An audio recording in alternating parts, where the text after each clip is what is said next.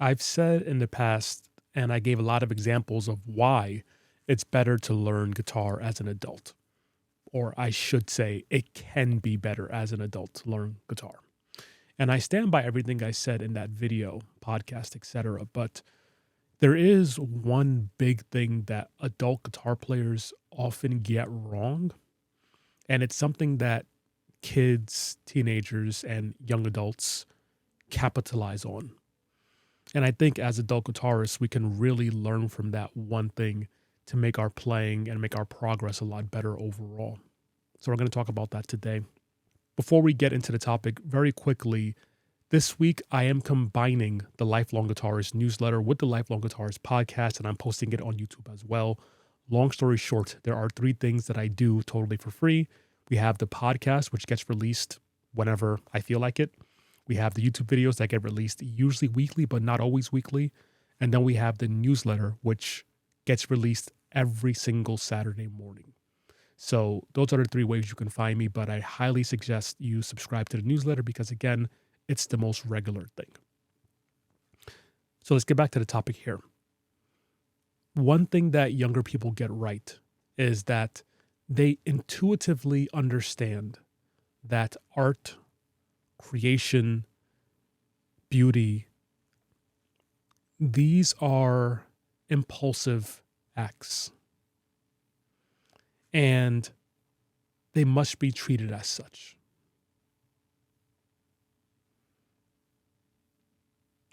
Progressing on guitar must have a level of impulse and urgency. So sometimes as guitar players will be like, I'll work on that lick when it's the right time. I'll sign up with that local guitar player when it's the right time. Or I'll check out Andre's guitar program when it's the right time. Just do it. Just do that thing that you've been putting off, that you think you're waiting for the right time. Just do it right away because, again, music is an impulsive act.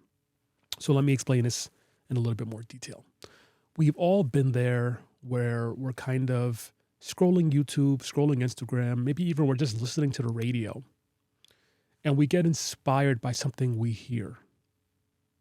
And as adults, we often go, oh, that's really beautiful. That's really interesting. That's really cool. That's a great lick. That's a great concept. That might be a great book. And we put it on a list and we go, okay, when I'm ready, I will go and explore that thing in more detail. Or we buy the book on Amazon and then we put it on a shelf and say, when it's time, I will go back to that book. Now, the whole issue with this approach is that since art is a spontaneous thing, since art is an impulsive thing, once that impulse to improve at that one specific thing leaves, there's a good chance that it won't return for months, years, if ever. And so we have these great intentions that I will get back to that thing when it's time for me to learn it. It's a good idea, but in practice, it usually doesn't happen. Now, this gets even deeper, but I want to take a slight detour and compare what adults usually do, what kids usually do, and why we do things in this way. So when a 14, 15-year-old is on YouTube and they see some guitarist shredding, oftentimes it doesn't matter what they've been practicing. It doesn't matter what they're doing at that moment. It could be that they're supposed to be doing homework. They'll just stop right there. And they will spend the whole evening obsessed with trying to play that one thing that the guitar player they were watching was playing. And since they've devoted so much time in the moment to that thing, they have, and you have, if you do this, you have an ability to really extract a lot from it because you're combining inspiration and a lot of focus and the new artistic thing. So it's almost like you have this chemical thing happening in your brain, this lust for this idea. And when you act on that impulse in an artistic way, you extract more from it than you could if you tried to do it when you weren't in the mood, so to speak. And again, that's a super powerful thing. The reason that adults usually don't do this is because as we get older, our thinking gets a lot more sophisticated and we get better at impulse control, which is overall a fantastic thing. If 50-year-old men were acting like 15-year-old boys, there will be a lot of bigger issues in the world today. And so we think in our as we get older, we think, okay, well, I want to learn this thing. I just saw this guitar player doing it online. I want to learn that. However, I'm not currently ready to learn that thing. I might need help learning that thing. That thing might be better learned, whatever, at a different moment in my journey when it's more suitable. And see, that is a really logical idea and it makes a lot of sense. And occasionally, it's the correct thing. But again, oftentimes, it's the wrong thing. Oftentimes, it's a trap. See, the unspoken thing, the unspoken underpinning of that idea is that there's going to be a time when you are ready to do that particular thing on guitar.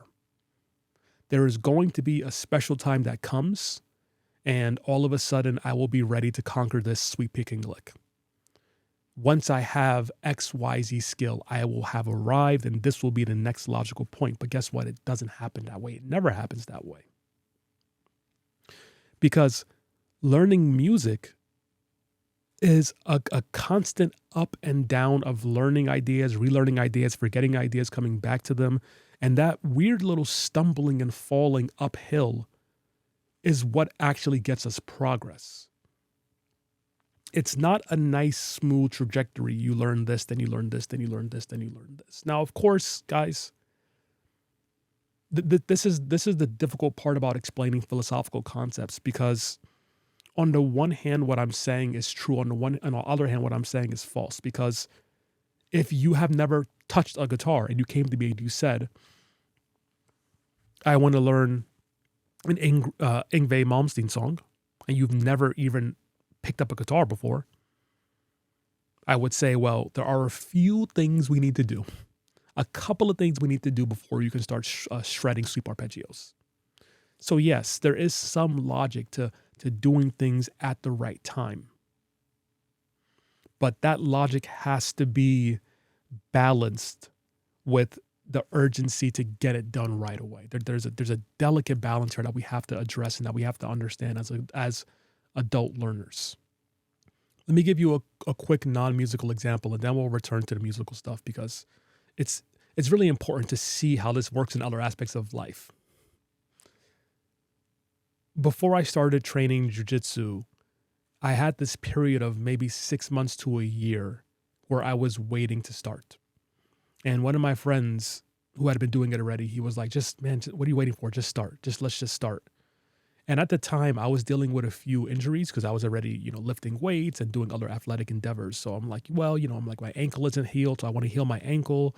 And I also want to lose a little bit of weight, and I also want to get a little bit more flexible. And I want to do all of these things before I get a chance to start. And whether or not that was incorrect or correct doesn't really matter. I can tell you in retrospect it was incorrect to continue to wait. But let me compare that to what happened. Let me compare that to how I felt about athletic endeavors when I was 12 years old. I would be sitting there on a Saturday morning watching a Rocky movie. And I would see, Rocky, he starts training and he gets in this crazy shape. He's oiled up and he's muscular and he's fit. And literally while the training montage was happening, I would just get on the floor and start doing push-ups and sit-ups and jumping jacks. Like, yeah, I'm going to be like Rocky, right? That's the huge difference between a child and an adult, right? We start to put things off a little bit too long at times. Now, let's talk about balancing this, because if you were to always just jump on every impulse as you're learning guitar, if you were to take that approach 100% of the time, that could also set your guitar playing back. I'll give you a quick example. If you're working on, let's just say, a solo jazz guitar arrangement of a tune, and let's say you're 60% done, and then you see this Pat Martino bebop lick that you want to really develop. You want to really develop. If you pause that solo arrangement and you don't go back to it, and you spend now all of your time studying Pat Martino, then the 60% of progress you made on that first tune will go down to 30, 40, 20, 10%. And when you return to it months later, you will feel like you wasted time not working on it. You will feel like you took steps back. And when you feel like you've taken steps back, that can be very demoralizing. So on the one hand, you need to maintain the momentum of whatever it is you're working on. But on the other hand, you need to also acknowledge that you need to follow your lust for music and for creativity and for spontaneity and for new things. Because there is a balance here between the idea of spontaneity and the idea of a workman mentality when it comes to playing and improving. So there's a really famous book, a great book called The War of Art. And when this book was first introduced to me, I was probably 19 years old. One of my guitar teachers told me about it. And as a 19-year-old boy, I was, not as wise, of course. And he showed me the book and I looked at it. If you've ever seen the book, it's very simple. It's a couple of sentences per page. There's like little pictures in it. And if you just look at it and you don't think about what's being said, it's easy to dismiss it because it's not complicated. It's not scientific. It's not complex. The whole point of that book, you can sum it up in one sentence, something along the lines of, you need to treat progressing at art like a job that you wake up and you clock in and you do the work, no matter what. Very workman mentality. You wake up, you put in your hours with your art, you walk away. You don't wait. You don't sit around waiting for inspiration. And of course, the author gives a lot of different examples of how, why, etc. But that, when I returned to that book maybe 10 years later, it became a pivotal point in my guitar journey because it finally combined these two ideas that I'm talking to you about today. There is, on one hand, the workman-like mentality, the clocking into your practice session and getting it done. And there's also the muse, the lust, the inspiration. And we need to learn how to balance those two things. So here's what you shouldn't do. You shouldn't sit around, scroll Instagram, scroll YouTube, looking for inspiration, looking for things to make you excited, looking for things that you can really sink your teeth into. You shouldn't spend all of your time doing that. In fact, I would say that overall, it's better to have a more mature adult mindset where you know the things you're working on, you work on them regularly. Even if you're not in the mood, you still get it done. So you do that every day. However, there should be days, and there must be days, where you throw the plan out the window and you just get deep into whatever it is that inspires you that day. So the thing that really happens when you let your spontaneity, when you let your lust take you to a new idea on music, what happens is you might work on that nonstop for 2 days and you never get 100% of anything, really. So you might get 75% there. And then maybe you go back to what you had been working on before and you don't touch it again. But if you spend time getting the 75%, your ability to do that thing, even if you never do it, will probably drop to maybe 35%, 30%.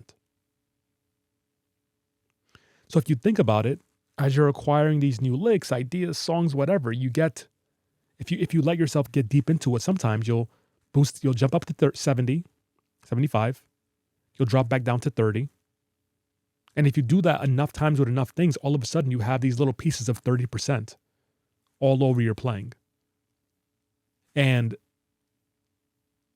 those little chunks of things that are imperfect, that are not exactly like you planned, they combine to actually make you the guitar player. They combine to make you yourself. So on the one hand, you have this part of your learning that has to be continuing to master the fundamentals, playing in time, knowing your scales, playing arpeggios, turning those things into actual music and melodies. Those are fun learning songs. These are fundamentals that you must always work on. I don't care if someone tells you that theory is not important. They're wrong. They're wrong, flat out. We can have a whole different talk about that a different day, but you have those core fundamentals of music, and you're always working on those things, but then you have these 30% of things, like, okay, 30% of this sweep picking lick, 30% of this Tom Morello whammy pedal thing, 30% of this B.B. King thing.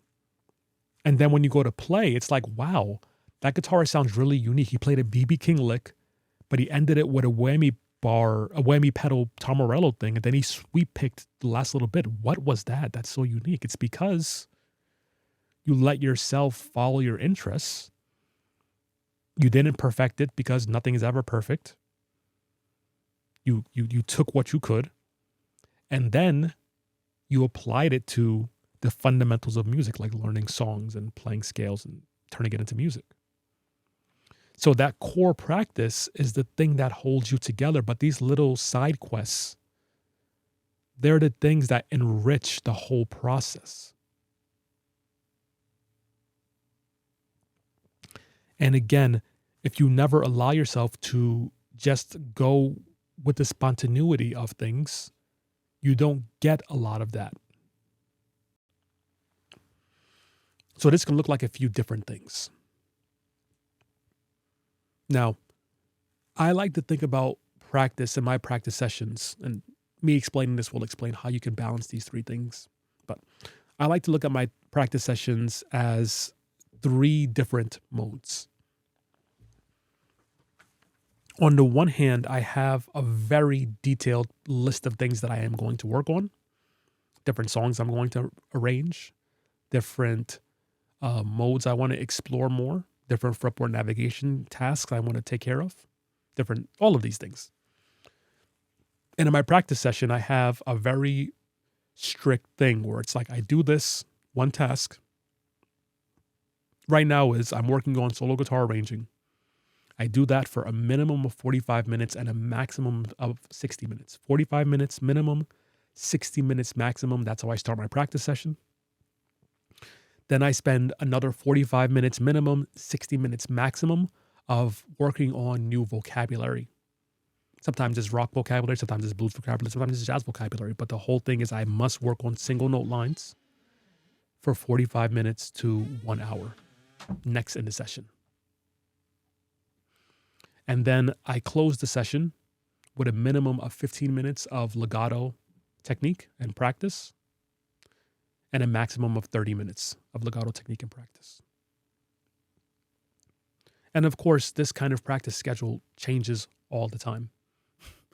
The last time we were talking about practicing, it was a totally different session, totally different way of doing it. I need to update you on my views about practicing, but we'll do that another time. Now, I set these minimums and maximums because what will happen is if I start my solo guitar practice, solo guitar arranging practice, on some days, I will get so locked in and so inspired that I will end up sitting there working on something small for 3 hours. And by the time the 3rd hour comes, I have this little timer. For those watching, you can see it right next to me. I actually paused my practice today to do the podcast. But anyway, what will happen is If I let my muse, my lust, my heart's desire control my practice session every day, then whatever I start with will eventually become a thing that I fixate on, and then I'll spend 3 hours on one thing. And I won't get a chance to the other. And then by the time it's time for me to switch gears, my brain is too fatigued to really put in the same effort into other tasks. And the whole issue with this approach is, as a quick example, if you're working on guitar arranging, it's not like you can ever finish that. It's never done. I'm never going to be at a point where it's like I can arrange perfectly. I have learned every song I want to learn. I have tweaked every bit of tweaking that can be tweaked, and I must now move on. That day will never come until the day I die. Same thing goes for you, of course. And so the issue is, if you spend all of your creative juice on one pursuit like that, you just let your heart take advantage, your heart take control of you every single day, you will actually limit your progress. Let me explain that again. I'm not sure if it was very clear. Just about every musical skill, task, large category of thing is progressive, and it will be progressive forever. So if you try to put everything into it on one day, you're not really making as much progress as you think you would, because you have to do this forever anyway. So if you have to do this forever anyway, it makes more sense to have a strict cutoff point on most days so that you can revisit it tomorrow and the next day and the next day and the next day. You can work on other things today. So that's one mode of my practice, where I have these strict blocks of time that I do these things. Now, the other mode of my practice is on days when I'm feeling good and I have time, I will go further than the 2 hours and 30 minutes if I got through the first 2 hours and 30 minutes. So let's say I did an hour of solo guitar arranging, I did an hour of vocabulary, I did 30 minutes of legato, I'm like, I'm still feeling good. Then I will go deep again into whatever it is that was really inspiring me that day. I'll go, okay, well, you know what? I was working on that lick at hour 1 minute 42, and I abandoned it because I know I have to move on so I can make sure I touch everything today. But now I'm still feeling good. So whatever I have left, I'm just going to pour it into this right now at the end of my session. That's the third mode. That's the second mode. But the third mode, the third aspect of this is, again, when you become a 14-year-old boy or girl, you abandon everything and you say, I'm just going to go deep into this thing because I'm really feeling this one thing this morning. I need to just abandon everything. You wake up one morning and you're like, oh my God, I have to learn this one thing. It's just pulling you. It's magnetic. I was on Instagram scrolling before bed. I shouldn't be doing that, but I was. And I saw this really complicated sweeping lick, and I have to learn it. So you wake up first thing in the morning and then you just abandon everything you had planned for that morning. You just get right to it. And you let the muse, your lust, you let your energy go deep into that one thing. You have to let yourself do that sometimes. That's a moment where you don't put it on a list and say, I'll do it later. That's the moment where you let yourself be a child. It's super important. So that's what I really think is a really great balance. I would say that at least, let's say you're practicing 7 days a week for the sake of making this a more easy to follow conversation. If you're practicing 7 days per week every day, I think at least 5 of those sessions, 4 or 5, I think at least 4 or 5 of those sessions should be strict, like I said before, where you don't deviate from the plan. 4 out of 4 or 5 of them. And you can give yourself 2 to 3 to just abandon the plan and just let yourself pour into something. And if you think about it,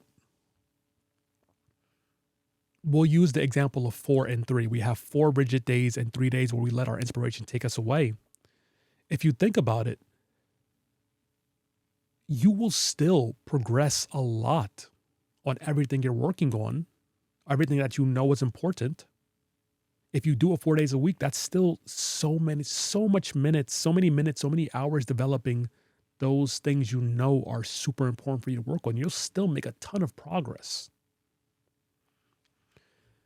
But those 2 or 3 days where you give yourself the ability to just do whatever, you just do it because you want to do it, those 2 or 3 days are going to be the things that inspire you to get back to the rigidity of those other 4 days.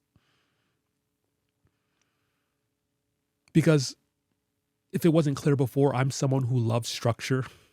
I don't like spontaneity. So I can revel. I can feel amazing. I feel the most excited when I'm in a deep structured thing for weeks on end. But even me, someone like me, there are days where you just need to not follow the plan. So if you're always rigid, and again, as we get older, the point of this topic, adults tend to get more rigid. We tend to plan more as we get older. If you got into that point now where that's kind of your main mode of thinking, I plan things out, I do them like a workman, that's fantastic. But again, give yourself the freedom to explore spontaneity. Give yourself this freedom to go, I don't care, I'm just going to get deep into this one thing, even if it's not important for my playing or my goals. Give yourself that ability to do that. And it's going to make the rest of your playing more exciting. It's going to make you progress faster. And that giant long list of things that you're doing is actually going to start to get done. Because the whole thing about it is, half the time, honestly, I'm going to be honest, for me, 70% of the time, I have a spontaneous idea. I want to work on something. I sit down and I work on it for like an hour and a half. And then I realize after like 90 minutes, this is actually not going to work for me for whatever the reason. The way you have to play it doesn't work with my picking style. The way you have to visualize it on the fretboard doesn't work with the way I like to visualize things. The way that my left hand has to move isn't the way I like to move my left hand. So like I'll spend 90 minutes on it and then I'll realize, oh, this was a waste of time. Excuse me. Not that it was a waste of time, but this is not going to be something that I continue on my journey. And so in one evening, I just kind of got this thing out of the way. But if I just put it on the list, it will be sitting on this giant list with everything else. And I'm in the back of my mind, that list is getting bigger and it's daunting.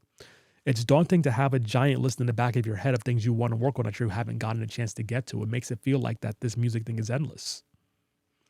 So when you start to get these things off your list, you actually start moving more towards yourself as a guitar player because you learn what you actually like and what you don't like and what works and what doesn't work. Again, a lot of these things that inspire us don't actually work out, which is part of the process. It's a really fundamental part of the process.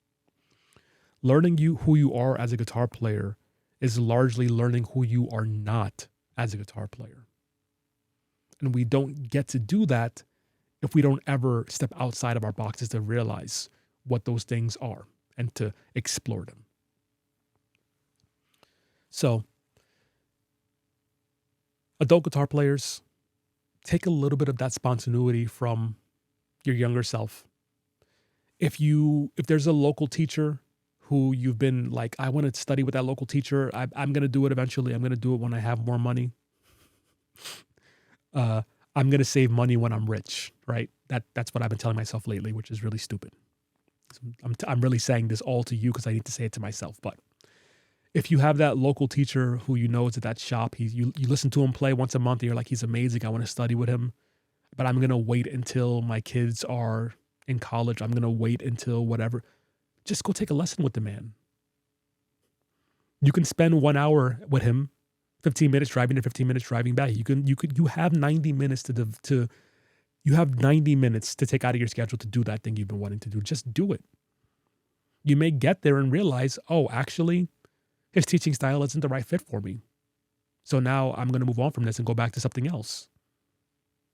You might realize he's actually a perfect fit. And this is the thing that I needed to actually make the progress I thought I was making alone. If you have a book on your desk, hold on, let me show you. For guys who are listening to the podcast, I'm pulling a book off my desk right now. This is a book by Danny Robin from the band Marvin, great guitar player. But he wrote a book about Jeff Beck. I love Jeff Beck, as you guys may or may not know. I've had that book for, I don't even know. I think I bought it right when it came out. So someone can look it up right now. It's April 12th when I'm making this video, 2025. I had this book since probably 2 days after it released. At least 6 months, maybe longer. And it's just been sitting on this damn desk. I haven't opened it one time. Why? Buy the book, open it, start working on the stuff. It doesn't matter if you're not currently working on whammy bar technique. When you feel good, you hear a Jeff Beck song, you're like, I want to do it. Just go do it. If there is a guitar program online by some guy who sits next to a fireplace and talks about stuff, and you've been saying to yourself, I'm really curious what it will be like to learn from Andre, then come find out. You don't like it? Who cares? Give you your money back. You move on with your life. You realize I wasn't a good fit. But it's better than waiting around. So yeah. Another quick reminder, this is the Lifelong Guitarist podcast. This week, the Lifelong Guitarist podcast is also the Lifelong Guitarist Newsletter, and it's also a YouTube video. But usually the podcast, the YouTube videos, the newsletters, these are all separate things. The newsletter is the thing to sign up for because, again, without fail, I will do the newsletter every Saturday. It will come out. The podcast comes whenever I have time and inspiration. The YouTube videos come whenever things work out well. They're weekly when they work out well. Oftentimes they don't. So newsletter is the best place. Hope this topic was helpful. And I'll talk to you soon.